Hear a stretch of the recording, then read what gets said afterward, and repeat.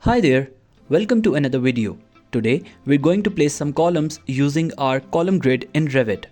Revit offers two types of columns, structural and architectural. We'll start with architectural columns. On the architecture tab, click the drop down for columns and select the architectural columns. Once selected, please click on the properties drop down. You can change the size of your column from here.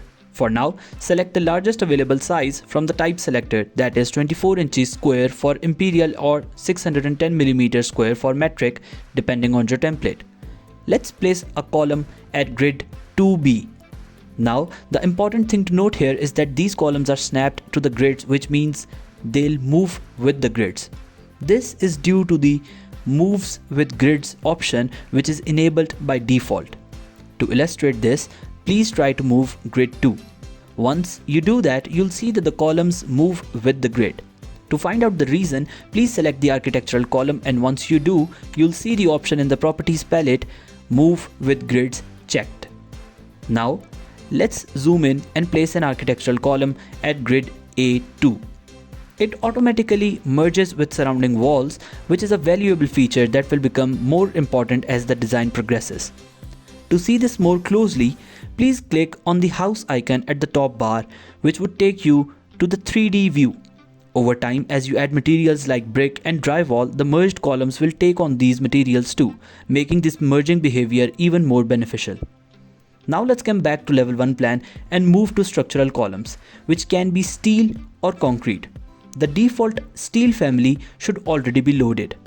The main difference with structural columns is how they create their height. By default, they use depth, meaning they extend downwards, which might cause warnings. To see this, place this column anywhere and see the 3D view, which shows that the column is placed but not correctly. Now, go back to the floor plan, select the structural column, but this time change the settings from options bar to height, and from the next drop down, select the correct level you want your column to end at. Here, let's select level 2 top.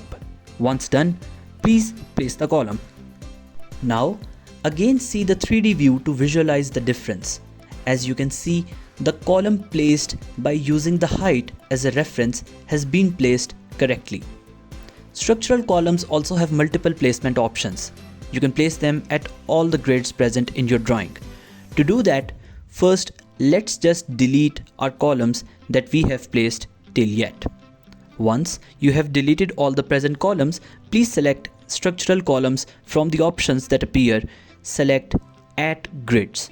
Once you select that, notice how the status bar is instructing you to select the grid lines. Whenever you are not sure about how to proceed, please consult the status bar, which usually has a message instructing the next steps. Once you have selected all the grids, click Finish and zoom in to see how columns have placed at every grid intersection. Same exercise can be performed taking architectural column locations as reference. Please place architectural columns at different locations and then place structural columns at the same position using the Add Columns option, which selects and places them in a single operation. If you face any issues, let us know in the comments below. You can rotate the selected columns by 90 degrees using the spacebar, a handy shortcut that works with various objects in Revit. If you want to rotate any column, just select it and hit spacebar for 90-degree rotation. Placing columns is easy and quick, and their automatic association with the column grids is one of their most powerful features. Please stay connected to this channel to learn more about Revit. Show your support by sharing this channel with your colleagues and hitting the like and subscribe button. Do let us know about your thoughts in the comment section below. We'll see you in another video with some other topic. Till then, take care.